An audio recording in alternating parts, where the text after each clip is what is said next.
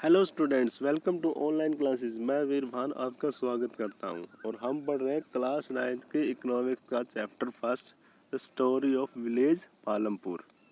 और हम आ गए थे यहाँ पे, will the land sustain. Sustain का मतलब कायम रहना। क्या जो ये भूमि है वो हमेशा कायम रहेगी? Land being a natural resource, it is necessary to be careful in its use. क्योंकि देखो, लैंड क्या है? एक नेचुरल रिसोर्स है, प्राकृतिक संसाधन है और यह काफ़ी आवश्यक भी है। इसका यूज में इसको काफ़ी सावधानी से यूज करना है। Scientific reports indicate that modern farming method है। और आज के टाइम में जो साइंटिफिक रिपोर्ट आ रही, वैज्ञानिकों की जो रिपोर्टें आ रही हैं, वो यह दर्शाती है कि जो मॉडर्न फार्मिंग मेथड है, have over use the natural resources base. उन्होंने क्या किया? इन नेचुरल रिसोर्सेज का ओवर यूज यानी कि बहुत ज़्यादा उपयोग कर लिया है। In many areas green revolution is associated with the loss of soil fertility. और बहुत सारे एरिया में तो क्या हुआ, जो ग्रीन रेवोल्यूशन है उसकी वजह से क्या हो गया, वहाँ पे सॉइल की जो फर्टिलिटी है वो कम हो गई due to increase use of chemical fertiliser. और क्योंकि वहाँ पे बहुत ज़्यादा मात्रा में केमिकल फर्टिलाइजर यूज किया गया, जिसकी वजह से उस मिट्टी की क्या है, उस भूमि की क्या हो गई, फर्टिलिटी कम हो गई है। Also continuous use of ground water for tubewell irrigation has led to the depletion of water table. और लगातार ग्राउंड वाटर का ट्यूबवेल के द्वारा इरिगेशन में यानी कि सिंचाई में यूज करने से क्या हो गया है, वाटर टेबल क्या हो गया, डिप्लीट हो गया, यानी कि बहुत ज़्यादा कम होता जा रहा है। Environmental resources like soil fertility and ground water are built up over years. और वहीं दूसरी ओर environmental resources like soil fertility and ground water are built up over the years. इनको बनने में कई साल लगते हैं, यानी कि सॉइल की फर्टिलिटी को और ग्राउंड वाटर को बनाने में काफ़ी साल लगते हैं नेचर के।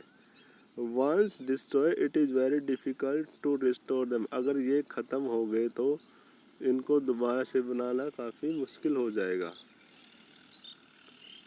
We must take care of the environment to ensure future development of the agriculture. तो हमें इनके बहुत ज़्यादा ध्यान रखना पड़ेगा, इनको भविष्य में विकास के लिए, एग्रीकल्चर के विकास के लिए।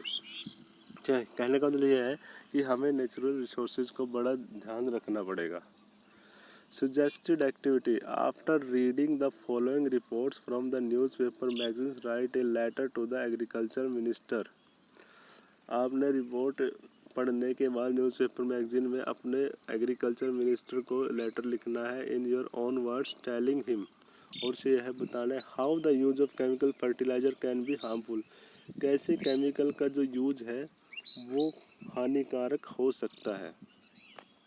Palampur village distribution of cultivated land. Palampur गांव में जो कल्टीवेशन लैंड का जो डिस्ट्रीब्यूशन है वो दिखाया गया इस पिक्चर में। Chemical fertilizers provide minerals which dissolve in the water. देखो, जो केमिकल फर्टिलाइजर है वो कुछ मिनरल्स प्रोवाइड करते हैं जो कि पानी के अंदर मिल जाते हैं, and are immediately available to plants. और तुरंत ही वो क्या होते हैं, प्लांट्स के अंदर पहुंच जाते हैं। यानी कि जो केमिकल्स होते हैं, केमिकल फर्टिलाइजर होते हैं, वो पानी के अंदर मिल जाते हैं और फिर तुरंत ही वो प्लांट्स के लिए उपलब्ध हो जाते हैं। But these may not be retained in the soil for long. लेकिन यह मिट्टी के अंदर काफ़ी लंबे टाइम तक नहीं रहते, वो कुछ ही टाइम तक रहते हैं। They may escape from the soil and pollute ground water. वे सॉइल से निकल भी सकते हैं और वो ग्राउंड वाटर को पोल्यूट कर सकते हैं। रिवर्स एंड लेक्स के जो पानी है उसको भी वो गंदा कर सकते हैं। Chemical fertilizers can also kill bacteria. और यही केमिकल फर्टिलाइजर्स बैक्टीरिया को भी मार सकते हैं, and other micro organisms in the soil. और अन्य जो सूक्ष्म जीव हैं जो कि सोइल के अंदर मिलते हैं उनको भी मार सकते हैं। This means sometimes after their use the soil will be less fertile then ever before. इसका मतलब यह है कि कुछ समय के बाद जो सोइल है वो भी क्या हो जाएगी, कम फर्टाइल यानी कम उपजाऊ हो जाएगी, जैसे कि पहले होती थी। ठीक है, तो यह सोर्सेज लिया गया है down to the earth New Delhi. Down to the earth का नाम का एक सोर्सेज मैगजीन से लिया गया है। The consumption of chemical fertilizer in Punjab is the highest in the country. Punjab में सबसे ज़्यादा केमिकल फर्टिलाइजर यूज किया जाता है। The continuous use of chemical fertilizer has led to degradation of soil health. और लगातार केमिकल फर्टिलाइजर के यूज होने से क्या रहा है, जो सॉइल की हेल्थ है वो क्या हो रही है, डिग्रेड हो रही है। Punjab farmers are now force to use more and more chemical fertilizers. और आज पंजाब के फार्मर को फोर्स किया जा रहा है कि वो ज़्यादा से ज़्यादा फर्टिलाइजर यूज करें and other input to achieve the same production level, ताकि उनका जो उत्पादन है वो बना रहे। This means cost of cultivation is rising very fast. जिसका मतलब ये हुआ कि जो कृषि की जो कॉस्ट है वो काफ़ी ज़्यादा बढ़ती जा रही है, यानी कि उनका खर्च भी बढ़ते जा रहा है इससे। ये सोर्सेज लिया द ट्रिब्यून नाम के अखबार से लिया गया है, चंडीगढ़ से। How is land distributed between the farmers of Palampur. अब हम पढ़ेंगे कि जो फार्मर्स है पालमपुर में, पालमपुर विलेज गांव के जो फार्मर्स हैं उनके बीच में भूमि का बंटवारा कैसे हुआ है। You have realized how important land is for farming. आपको पता है कि कितनी ज़रूरी है जो फार्मिंग के लिए जो लैंड है ना। लैंड के बिना तो फार्मिंग हो ही नहीं सकती।